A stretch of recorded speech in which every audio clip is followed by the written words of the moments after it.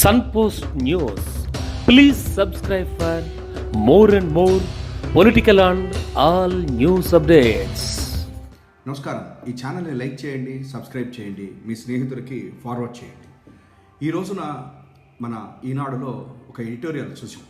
అదేంటంటే ఏపీ భవితకు కాలయముడు జగన్ అని చెప్పనని రామోజీరావు గారు రాసినటువంటిది చూసిన తర్వాతన, అందులో ఉన్నటువంటి అంశం చూసిన తర్వాతన బహుశా ఇప్పటి వరకు కూడా తెలుగుదేశం పార్టీ కానివ్వండి, రామోజీరావు గారు కానివ్వండి, లేకపోతే చంద్రబాబు అండ్ కంపెనీని సపోర్ట్ చేసేటువంటి వాళ్ళ యొక్క మెయిన్గా వాళ్ళు బాధపడుతున్నది, వాళ్ళ ఆవేదన అంతా కూడాను అమరావతి నగర రాజధాని గురించే. అంతే తప్ప ప్రజలకి కావలసినటువంటి పథకాలు లేదా ఇతర సదుపాయాలు, సంక్షేమం, అభివృద్ధి ఇవన్నీ కాదు అని అనిపించింది. దానిలో మొదటి దానికి వెళ్ళేటప్పుడు రాజధాని ఖచ్చితంగా రాష్ట్ర మధ్యన ఉండేలా చూడండి, కనీసం 30,000 ఎకరాల ఖాళీ స్థలం ఉండే చోట రాజధానిని నిర్మించాలి అని ప్రతిపక్ష నేతగా జగన్ బల్లగుద్ది మరీ చెప్పారు అని చెప్పని. నిజంగా ఆశ్చర్యకరం ఏంటంటే, ఆ రోజు అసెంబ్లీలో జగన్మోహన్ రెడ్డి గారు చెప్పినటువంటిది ఏంటంటే 30,000 ఎకరాలు కావాలి, అది ప్రభుత్వ భూమి ఉండాలి. అది ప్రభుత్వ భూమి కనుక ఉండినట్లయితే దానికి ఎవరికైనా మనం ఇవ్వాల్సి కనుక వచ్చేటట్లయితే ప్రభుత్వ భూమి కనుక రేటు మన చేతుల్లో ఉంటుంది. ఒకవేళ కనుక ఇది ప్రైవేట్ భూమి ఉండేటట్లయితే రిచ్ పీపుల్ తయారవుతారు, అంతేకాకుండా రియల్ ఎస్టేట్ వ్యాపారం జరుగుతుంది అనేటువంటిది జగన్మోహన్ రెడ్డి గారు చెప్పారు. అయితే ఆ రోజున అసెంబ్లీలో విజయవాడ రాజధాని అని చెప్పి, ఆ తర్వాతన అమరావతి అని చెప్పటం జరిగింది. అసెంబ్లీలో మాత్రము విజయవాడ రాజధాని అని చెప్పి, తర్వాత జీవోలో 29 గ్రామాలు కలుపుతూ చెప్పటం జరిగింది. అయితే ఇవాళ రోజున రామోజీరావు గారు రాసిన ఎడిటోరియల్లో జగన్మోహన్ రెడ్డి గారు చెప్పింది ఇంత అబద్ధంగా రాయటం అనేటువంటిది వారికే చెల్లింది.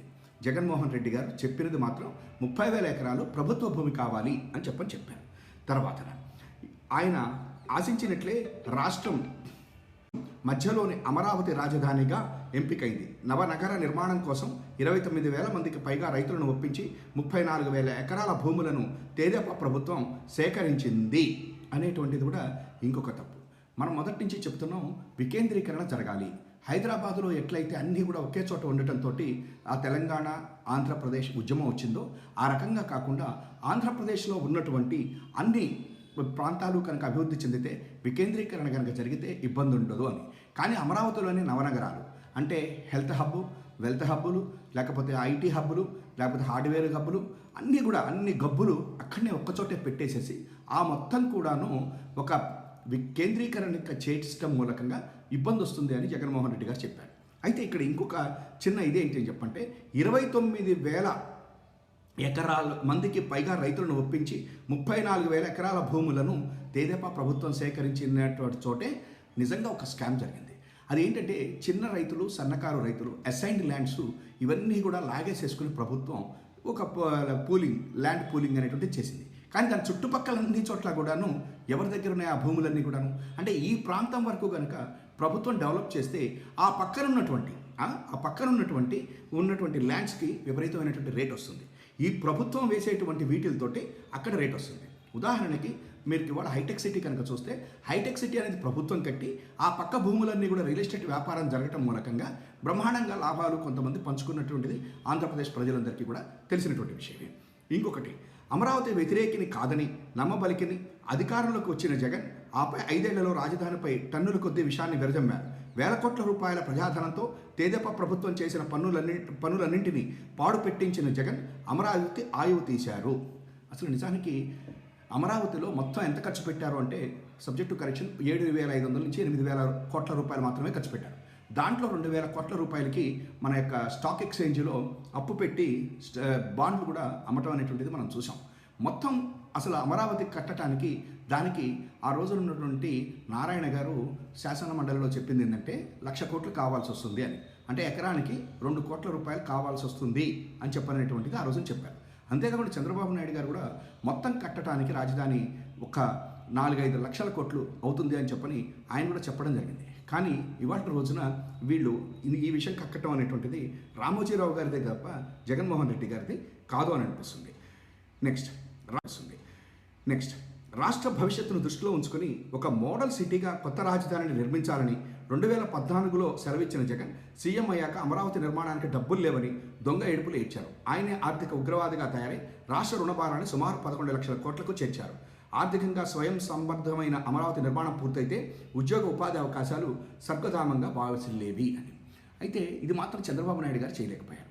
చంద్రబాబు నాయుడు గారు మొత్తంగా ఖర్చు పెట్టినటువంటి 8,000 కోట్లు 27,800 కోట్ల రూపాయలు మాత్రమే ఆయన ఖర్చు పెట్టగలిగారు. కానీ అక్కడ ఉన్నటువంటి కాంట్రాక్టర్లకు మాత్రం సబ్జెక్ట్ కోసం 50-60 వేల కోట్ల రూపాయలు అప్పులు చేసేసేసి మాత్రం ఎండిపోయారు.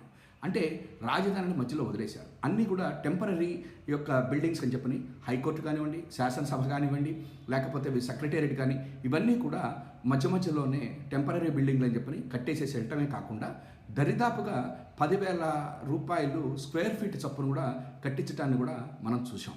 అంటే ఎవరు ఏం చేశారు అన్నది మీరు ఒక్కసారి గమనించాల్సినటువంటి అవసరం ఉన్నది. తర్వాత 11 లక్షల కోట్లకు అప్పులు తీర్చారు అనేటువంటిది చాలా తప్పు. సరే, ఒకవేళ 11 లక్షల కోట్లు చేశారా లేకపోతే ఏంటి అనేది పక్కన పెడితే జగన్మోహన్ రెడ్డి గారి యొక్క సమయంలోనే ఇవాళ 4 పోర్టులు, 10 షిప్పింగ్ హార్బర్లు, 6 షిప్పింగ్ ల్యాండింగ్ సెంటర్లు, ఇవాళ ఆసుపత్రులు 17 హాస్పిటల్ కన్స్ట్రక్షన్లో ఉండటం, పాఠశాలల ఆధునికీకరణ, తర్వాత ప్రతి ఊళ్ళోనూ కూడా గ్రామ సచివాలయం, ఒక క్లినిక్లు ఇవన్నీ కూడా వస్తున్నాయి. మరి చంద్రబాబు నాయుడు గారు కూడా 2.36 లక్షల కోట్లు చేయటమే కాకుండా విదేశీ విద్య దగ్గర నుంచి రైతులకి ఇవ్వవలసినటువంటి సబ్సిడీల దగ్గర నుంచి అప్పులు చేసి వెళ్ళిపోయారు.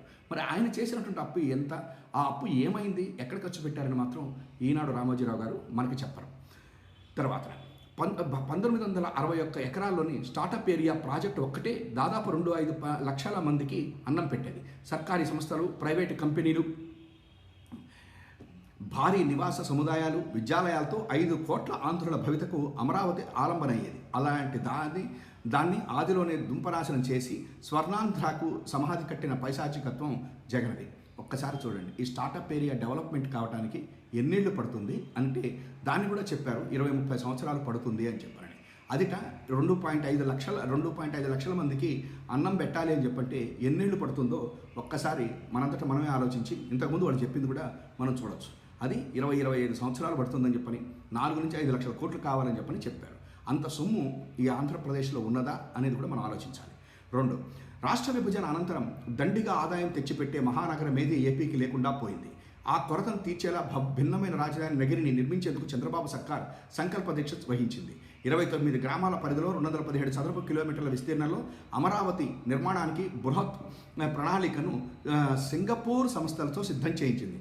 ప్రజాభిప్రాయాలను బట్టి సూపర్ ప్లాన్లో మార్పులు చేర్పులు చేసి CRDA చట్టం ద్వారా అంతర్జాతీయ స్థాయి నగర నిర్మాణంలో రైతులను భాగస్వాములుగా గుర్తించింది.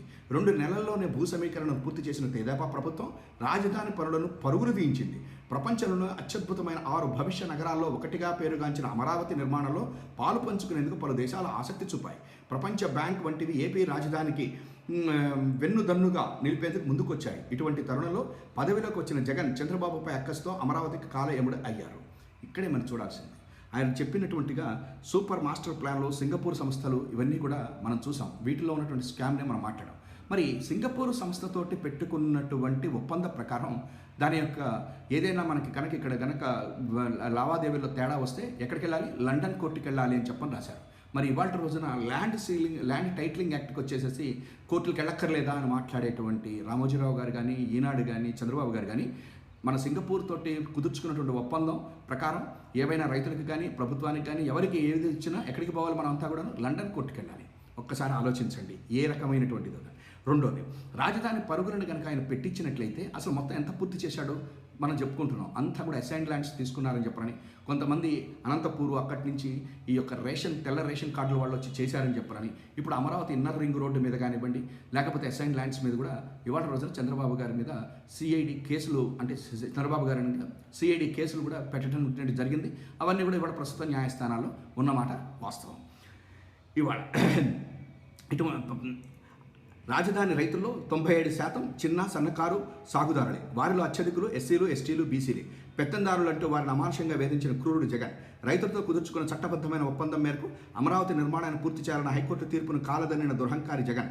రాజధానిలో మనం సచివాలయం, అసెంబ్లీ, హైకోర్టు లాంటి ముఖ్యమైనవి ఏర్పాటు చేసుకోవాలి అంటూ 2014లో జగన్ గొంతు చించుకున్నారు. అదే మనిషి ముఖ్యమంత్రి కాగానే సచివాలయం, అసెంబ్లీ, హైకోర్టులో వేర్వేరు చోట్ల పెడతామంటూ 3 రాజధానులు పాట అందుకున్నారు అనేటువంటిది. ఇక్కడ ఇంకొకటి కూడా మీరు ఆలోచించి చూడండి. రైతులతో కుదుర్చుకున్నటువంటి ఈ చట్టబద్ధమైనటువంటి ఒప్పందం మేరకు అమరావతి నిర్మాణాన్ని హైకోర్టు తీర్పు ఏమని చెప్పిందంటే, హైకోర్టు 6 నెలల్లో మొత్తం పూర్తి చేయాలి అని చెప్పింది. దాని మీద తర్వాత సుప్రీంకోర్టుకి వెళ్తే అసలు ఆ విషయాన్ని ఏదైతే ఇచ్చారో ఆ తీర్పును కూడా హైకోర్టు చాలా ఇదిగా చేసింది. అసలు అన్ని నెలల్లో ఎట్లా చేస్తారు ఏంటి అనేది మనకేంటి సంబంధం అన్నట్టుగా సబ్జెక్టు కమిషన్ చెప్పింది. కాబట్టి ఇవాటి రోజున 3 రాజధానులు అని చెప్పని జగన్మోహన్ రెడ్డి గారు అన్నారు అనేది వీళ్ళ యొక్క బాధ.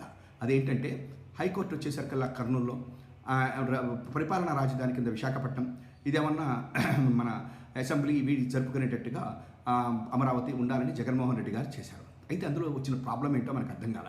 ఎందుకంటే విశాఖపట్నం కనుక అయ్యేటట్లయితే అది ఇవాళ రోజున ముందుకు పోతూ మనకు రెవెన్యూ ఇస్తుంది. అది నిజంగా చెప్పాలంటే పాడ ఆవు మనకి అంటే డబ్బు మనకి పాలు ఇస్తుంది. అక్కడి నుంచి తీసుకున్నటువంటి పాలు తీసుకొచ్చి అమరావతిలో కానివ్వండి, కర్నూలులో కనుక మనం పెట్టగలిగితే 3 ప్రాంతాలు కూడా డెవలప్ అయ్యేటువంటి అవకాశం ఉంటుంది. అదే చాలామంది కూడా చెప్పారు. అంతేకాకుండా అమరావతిలో అసలు రాజధాని వద్దు, 50,000 ఎకరాలు చక్కటి భూమి అన్నపూర్ణ మనకి మంచి కళకళలాడేటువంటి ఆ భూమిని అట్లా చేయొద్దు, కాంక్రీట్ జంగిల్ చేయొద్దు, పర్యావరణానికి ఇబ్బందులు వస్తాయని కూడా చాలామంది చెప్తే ఆ రోజులో చంద్రబాబు గారు కొంతమంది జైల్లోనే పెట్టడం కాకుండా మన ప్రపంచ బ్యాంక్ దగ్గరికి వెళ్ళి అడిగితే ఆ ప్రపంచ బ్యాంకుకి ఇది దేనికి కూడా వాళ్ళందరూ ఇక్కడికి వచ్చి అవన్నీ చూసి వెనక్కి వెళ్ళిన మాట వాస్తవం. అంతేకాదు ఈ సింగపూర్ తోటి చేసుకుంటారు అన్నటువంటి ఒప్పందం మనందరికీ కూడా ఇది ప్రభుత్వంతో చేసుకుంటున్నట్టుగా చెప్పి అసలు అది ప్రభుత్వానికి సంబంధం లేదు అని చెప్పని తర్వాత నాకు గుర్తున్నంత వరకు విదేశాంగ శాఖ తెలియజేసింది అది ప్రైవేటు వ్యక్తులకి సంబంధించింది అని. అంటే దీని ప్రకారం సింగపూర్ తోటి వీళ్ళకన్నా అనుబంధం సంబంధాలన్నింటినీ కూడా ఈ రాజధానిలో తీసుకుని వచ్చి ఒక రకంగా చెప్పాలంటే నయా జమీందారుల కింద తయారయ్యాయి. ఒక పెద్ద స్కామ్ ఎక్కడ జరగనటువంటి అమరావతిది ల్యాండ్ స్కామ్ అని చెప్పనని ప్రపంచంలోని ప్రజలందరూ కూడా చెప్పుకున్నమాట వాస్తవం. ప్రాంతీయ విద్వేషాత్వాలను రగిల్చి ఓట్లు చలికాల్చుకున్న జగన్ పన్నాగం పరమ దుర్మార్గమైనది. రాష్ట్రానికి రాజధానితో పాటు భవిష్యత్తే లేకుండా చేసిన వైకాపా భూతాన్ని ఇక భూస్థాపితం చేయాల్సింది ఓటర్లే. అంటే ఇవాళ రోజున మొత్తం మీద రామోజీరావు గారు కానీ చంద్రబాబు నాయుడు గారి యొక్క ఉద్దేశం ఆ సూపర్ 6 అని కానీ ప్రజలకు ఇవ్వాల్సిన పథకాలు కానీ సంక్షేమం కానీ ఇవన్నీ కాదు. వారికి ఓన్లీ అమరావతి అంటే ఓటర్లందరూ కూడా మళ్ళా కనుక వాళ్ళకి ఓటు వేస్తే ఏంటి అంటే అమరావతిలో నవనగరాలు కట్టుకుంటాం, అది సింగపూర్కి ఇచ్చుకుంటాం, ఆ సింగపూరు అవన్నీ కలిపేసేసి బ్రహ్మాండమైన గుత్తందారులు ఇప్పటికే పెత్తందారుల కింద తయారయ్యి ఇప్పుడు ఈ రాష్ట్రం మొత్తమే కాదు ఈ దేశం మొత్తాన్ని కూడా ఈ స్కాముల రూపంలో వచ్చేటువంటి డబ్బులతోటి ఏలాలి అని అనుకుంటున్నారని మాత్రం ప్రజలు అనుకుంటున్నారు. అందుకని ఇవాటి రోజున రామోజీరావు గారు పెట్టినటువంటి ఏదైతే హెడ్డింగ్ ఉందో అది చూసిన తర్వాత చాలా మనందరికీ కూడా ఆశ్చర్యం వేసేది ఏంటంటే ఏపీ భవితకు కాలయముడు జగన్ కాదు, ఏపీ భవితకు కాలయముడు జగన్ కాదు, అమరావతి దాని మీద ఉన్నటువంటి ప్రేమ కలిగినటువంటి వాళ్ళు మాత్రమే ఏపీ భవితకు కాలయముళ్ళు అని ప్రజలు అనుకునేటువంటి అవకాశం ఇప్పటికీ ఇంకా ఉంది.